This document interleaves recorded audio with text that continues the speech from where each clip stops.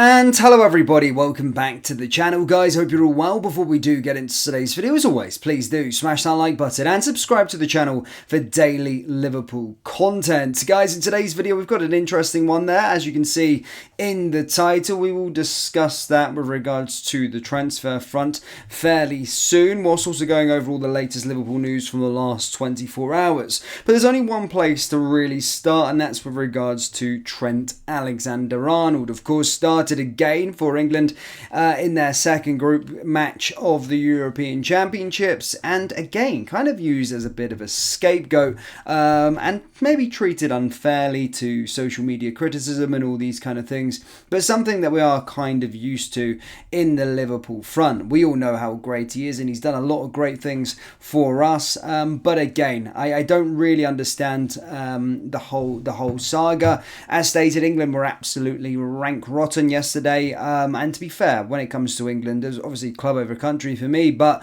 I do support England in terms of want them to do well, but my goodness me, they're absolutely rank rotten, and watching that again just probably, epitomised the fact that England are probably going to be going out at the quarter-final stage again. They've got an incompetent manager, but either way, everybody knows that Trent Alexander-Arnold was withdrawn on the 54th minute, and opinion in the media is basically divided over Trent Alexander-Arnold's performance against Denmark. Despite England getting no better after his exit in the 54th minute, Alexander-Arnold still came under the microscope from many in the press after England's display in Frankfurt. Being played in the midfield by Gareth Southgate, the Liverpool man created 3 chances, more than any other England player, before coming off for a second consecutive match. Of course, it wasn't a stellar performance by England's number 8, but neither was he the worst player on the pitch. Basically, the media reacted in different ways, and as stated, I want to echo that. He wasn't the worst player on the pitch, and actually looking towards, England's golden boy, Jude Bellingham, he was crap, and Trent Alexander-Arnold did a lot more than him throughout that game. But England have got more problems than Trent Alexander-Arnold, and I'm sick of always seeing him being used as a scapegoat, especially in the media. It's the manager is what you need to look at within the England setup. It's simple as that. There is no other answer. And to be fair, I couldn't give a rat's arse. Anyway, I'm always going to defend Liverpool players. Not Trent's fault by any means. It's Southgate's fault. He's simply, excuse my French, but shit. He's a crap manager, and I fucking hope to God Manchester United go and get him next season, because that would be absolutely jokes. But anyway, moving on away from England, guys, moving into the area of regards to Alexis Mac Allister. Yes, of course, there was another competition taking place, with the vast majority of Liverpool players actually competing at that competition. Yes, Argentina kicked off the Copa America with a 2-0 victory over Canada, with Alexis Mac Allister fortunate to escape injury as he provided an assist. Copa America began on Thursday night with the hosts not in action with Argentina versus Canada, instead the opening game for a tournament held in the United States of America. It saw Liverpool's first of 4 players in action, with Mac Allister starting in midfield with Leonardo Paredes and Rodrigo de Paul, as Julian Alvarez and Angel Di Maria supported Lionel Messi in the attack. Argentina started the game sluggishly, forced to defend with a number of vital blocks as Canada's left side of Alphonso Davies and ex-Reds winger Liam Miller threatened. Mac Allister came closest to breaking through the deadlock in the first half, ghosting into the box to meet de Paul's cross, only to see his header collected. He then played a crucial role in the opening 4 minutes after the restart, racing onto Messi's through ball and touching it across to Alvarez to sweep home.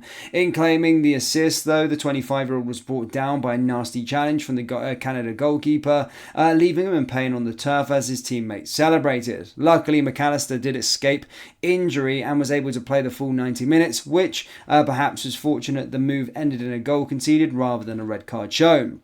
It remained a bitey game despite Argentina taking the lead, with Lionel Messi twice failing to convert with one-on-ones on the counter. The clincher eventually came in the 88th minute, with Messi threading Lautaro Martinez through for a well-taken finish after a 2-0 win. Argentina's next game is against Chile on Tuesday night, before rounding off Group A against Peru next Saturday. TYC Sports rated Mac Allister's performance a 6 out of 10, explaining that it took him a long time to get into the game adding that first he was showing, then he was effective. Other journalists gave him a 7 out of 10, stating he had the key participation in the opener and praising him for critical in passing. The Liverpool midfielder was heavily involved throughout, with Messi the only player to contest more duels for Argentina than his 11, of which he won 6, while only goalkeeper Emi Martinez made more recoveries. As per FotMob, McAllister was also created the third most chances for Argentina with 2, and the joint third most touches in the opposition box with 4. So again, McAllister I felt was a good. I didn't watch the game, but from what I'm reading, what I'm seeing with stats wise, McAllister had a pretty decent game as Argentina got off to a winning start within the Copa America. So all the best to him. Of course, some of the other boys competing out there, Luis Diaz and the Brazilian boys as well, and of course Darwin Núñez. I said Brazilian boys, we've only got one, Alisson Becker. I keep forgetting that Fabinho's gone, and I sometimes think Bobby Firmino's about still. It's mad how football moves quick. We've got one Brazilian guy left now, of course, that being Alisson Becker.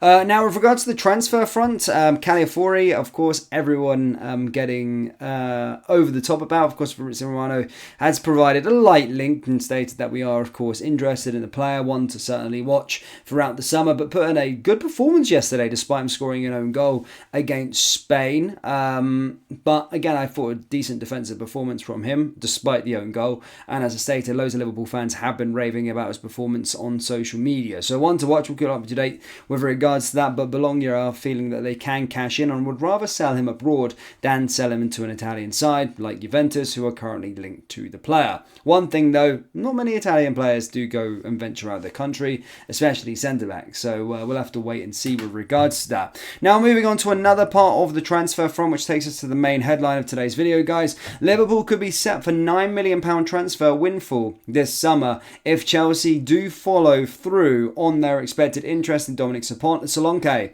The 26-year-old joined Bournemouth from Liverpool back in 2019 for an initial £19 million and has since blossomed into one of the best English strikers around. Solanke was shockingly omitted from Gareth Southgate's Euro 2024 squad despite 19 Premier League goals last season, but his form has alerted bigger clubs further up the food chain. His Bournemouth contract is reported to include his £65 million release clause, which can be activated by only certain teams, and Liverpool will owe 20% of any profits Bournemouth receive for the forward.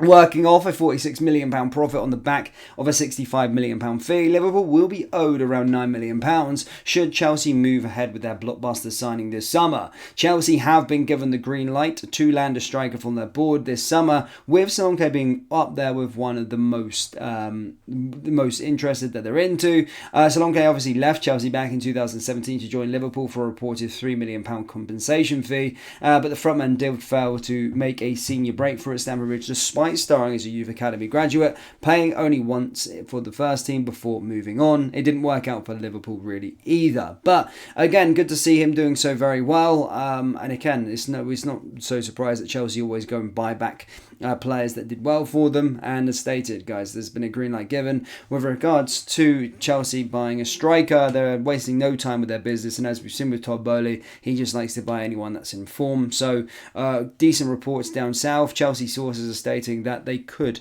very much make a move for the player, which would see Liverpool land a giant cash windfall.